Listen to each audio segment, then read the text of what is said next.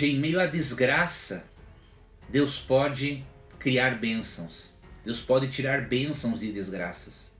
Ele não cria as desgraças. Ele não mandou Jonas desobedecê-lo. Mas Deus tem o poder de, apesar da desobediência humana e apesar da desgraça, Deus tem o poder de transformar a desgraça, a tragédia, numa bênção.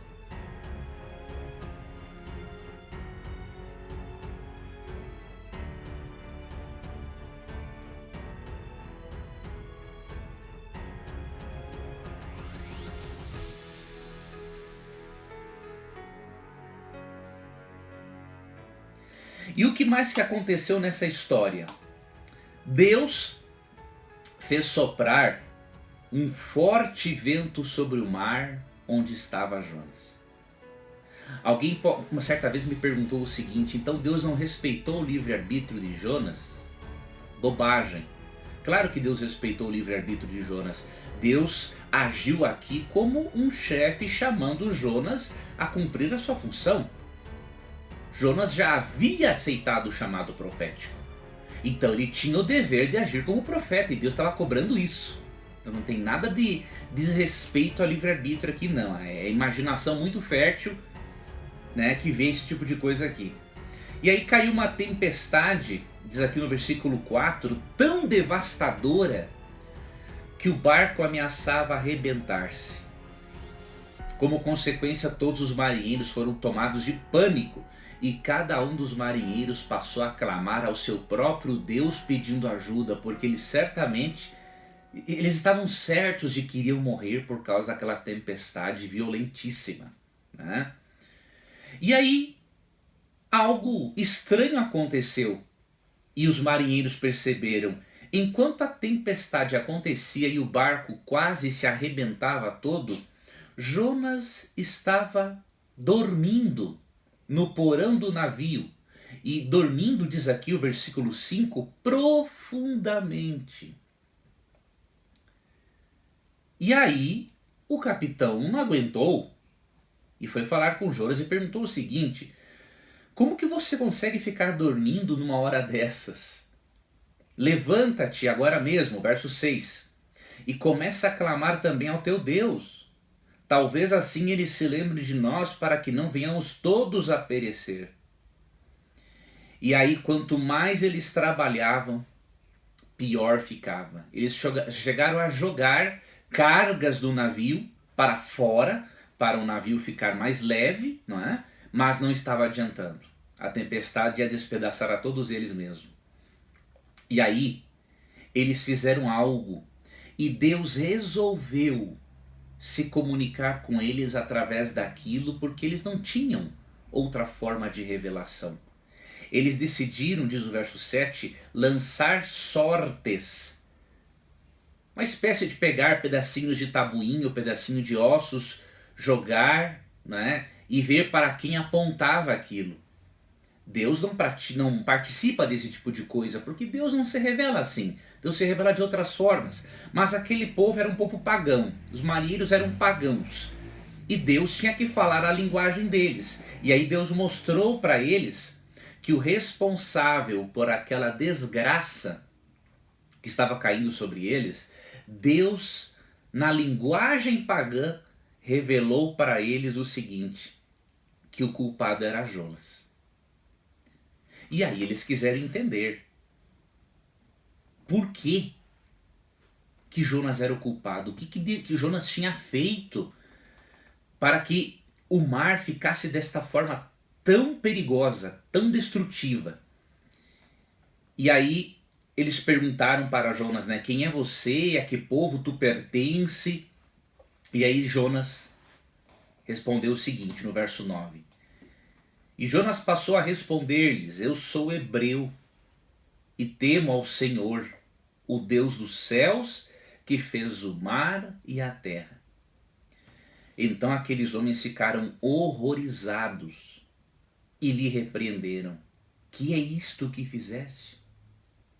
Porquanto os homens sabiam que ele fugia da presença do Senhor, pois eles já lhes havia contado tudo.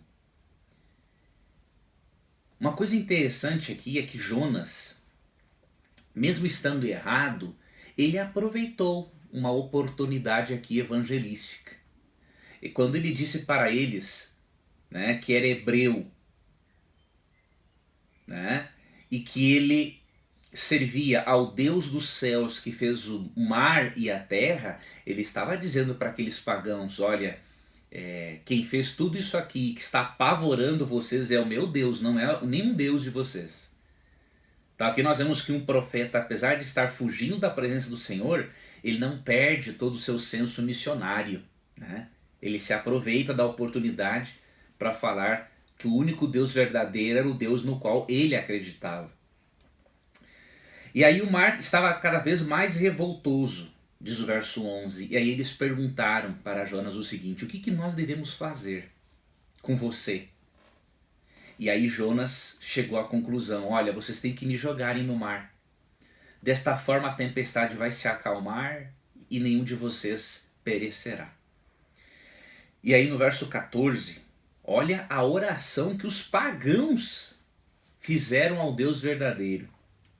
Por isso suplicaram ao Senhor nesses termos: ó Senhor, eis que nós te rogamos, não nos deixe morrer por conta da vida deste homem, e que não nos culpes pelo sangue inocente, porque tu, Senhor, fizeste como te aprouve fazer.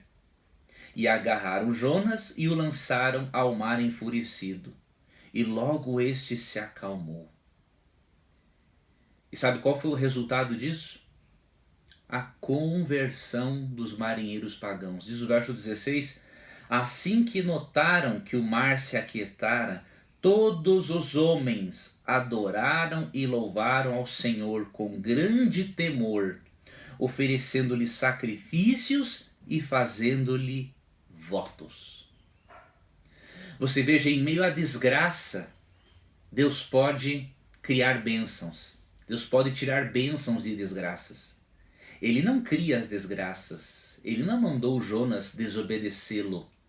Mas Deus tem o poder de, apesar da desobediência humana e apesar da desgraça, Deus tem o poder de transformar a desgraça, a tragédia, numa bênção.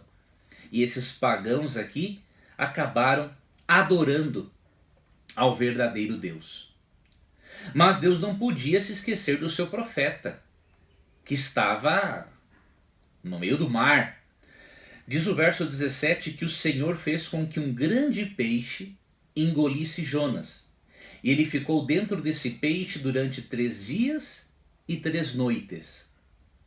Não podemos dizer que esse grande peixe era uma baleia ou coisa parecida, porque a Bíblia não revela que peixe era esse. Revela que era um grande peixe. E quando a Bíblia fala que ele ficou 3 dias e 3 noites, lembre-se do cálculo inclusivo do tempo. Em Mateus 12:40, Jesus disse assim, que assim como Jonas ficou dentro do peixe, não é? Jesus ficaria no seio da terra 3 dias e 3 noites, mas Jesus ficou uma partezinha de sexta, ficou todo o sábado e só um pedacinho do domingo. Esse é o cálculo inclusivo, que conta-se como dias inteiros, aqueles dias pelo fato deles pegarem um pouquinho do acontecimento importante. Então aqui aconteceu isso com Jonas. Tá? Ele não ficou 72 horas dentro do peixe, mas ele deve ter entrado dentro do peixe, por exemplo, numa parte do dia, ficou todo um dia e na partezinha do outro dia Deus o soltou. Esse é o chamado cálculo inclusivo de tempo. Nós usamos isso hoje. Muitas vezes dizemos o seguinte: eu passei o final de semana na praia, mas na verdade passamos um dia. Viajamos na sexta, né? Vamos, durante o sábado procuramos uma igreja para adorar a Deus, quem guarda o sábado, passa-se o domingo na praia e volta. Domingo no final do dia. Não dá 3 dias e 3 noites isso. Mas nós usamos a linguagem inclusiva do tempo, e foi o que aconteceu.